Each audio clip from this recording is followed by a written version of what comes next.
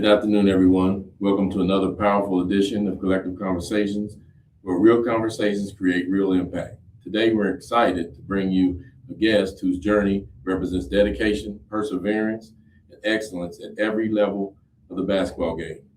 From high school to junior college success to collegiate competition and professional basketball, now helping student athletes navigate recruiting, express,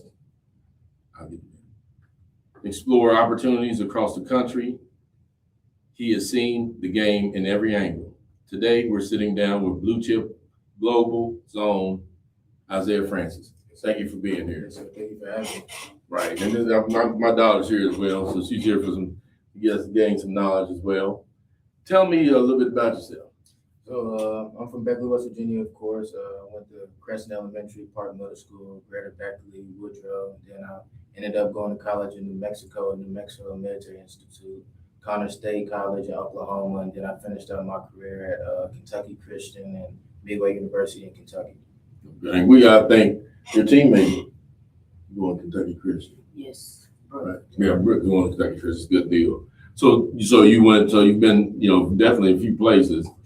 Right. Tell me a little bit about your journey. So your journey to getting here, from athlete, collegiate pro athlete to mentor. Tell me a little bit about that. So really, I'll just say every stop I've made, I done made some great relationships. I made some great friends, some great connections, So each stop I've learned something different. So now I just feel like I'm compatible to be able to be in any environment and not be able to conform or anything like that. To just be able to adapt and just be able to help and influence as much as possible.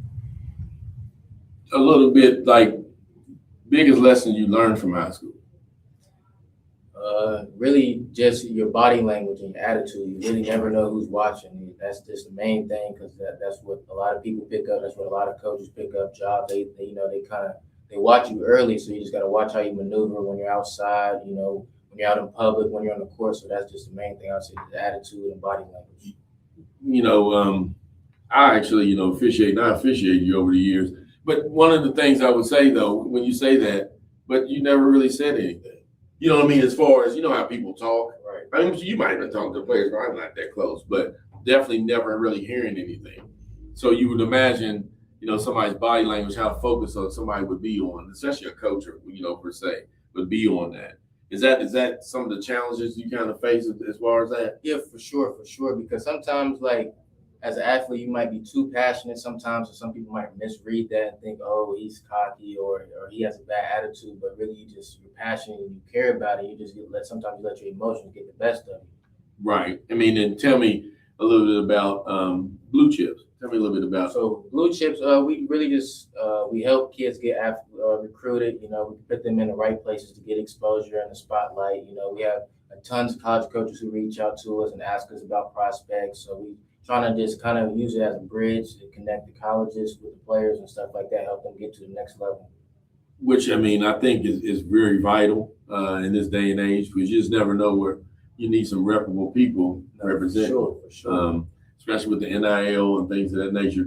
Tell me a little bit about that, the NIL. So the NIL is crazy. Like, the money now is so crazy, where some of these athletes in college are getting six digits, 7 digits, and that's right. Opportunity. They can change the whole generation of their family. So if you really just buckle down and you grind for 4 to 5 years and just work hard, you can change your whole family's life just off of sports. Right. So I really think that's a big time addition that they made to the college. So that's where a place like Blue Chips, right, will come in, right? Come in and kind of help guide you. For sure. We can also help you guide, give you mentorship, things of that nature, how to maneuver with the colleges and just overall just being an athlete and a basketball player.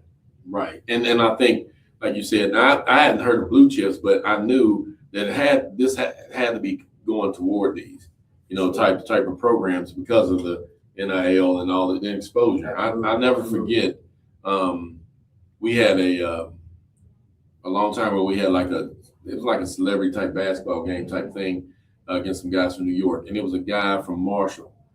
He had just graduated, and he got recruited. He said off his own TikTok clips. Absolutely. They kept sending to the coach, and then that's how he ended up playing there for 4 years. And he was from Houston. he was from way, across country. So I always remember that. But now I know, a lot of times, I mean, it's you need something like that, reputable places to, come up with things as well. So landing there, tell me a little bit about that.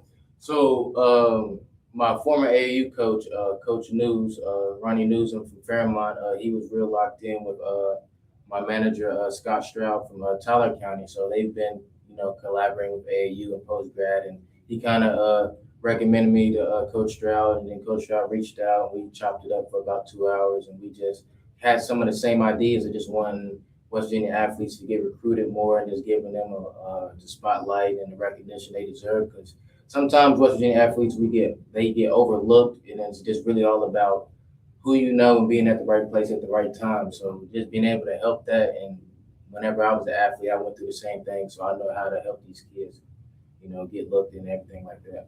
Right. I talked to you prior to us, doing this, and like I said, my daughter's here too. But one of the things I want to, kind of switch over to is, your relationship more or less like basketball wise with your dad. I think that's one of the things, that we spoke about.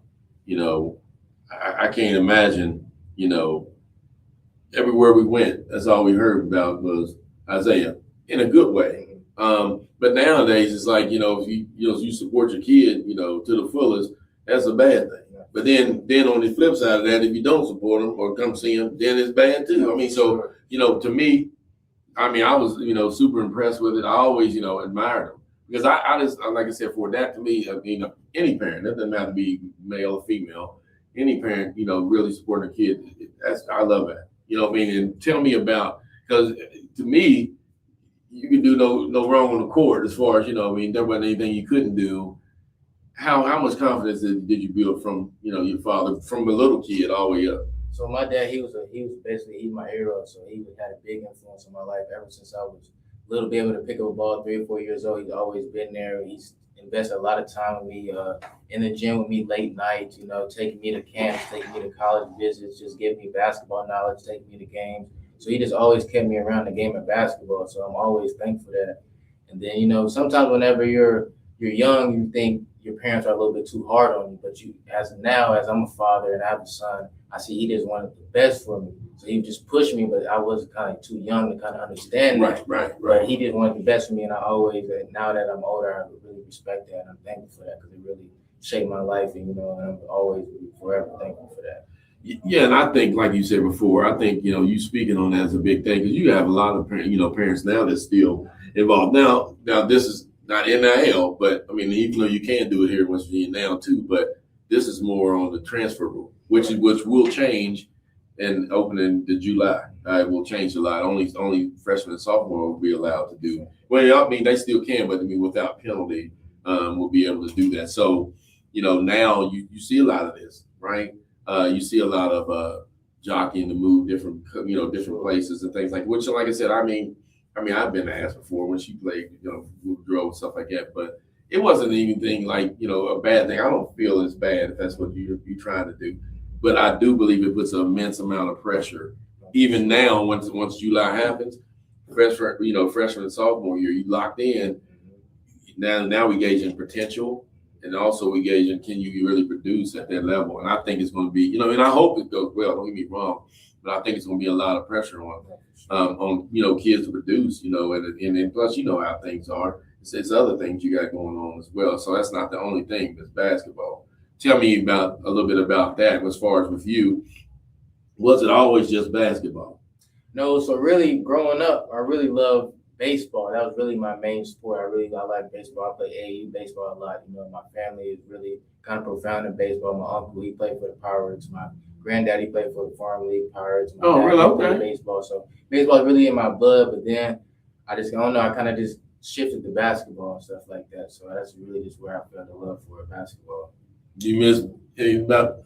I really miss football. I wish I would have kept playing football. I like playing wide out and safety and DB. So I was really all around. But basketball, my main love, though, for sure. So when you say that,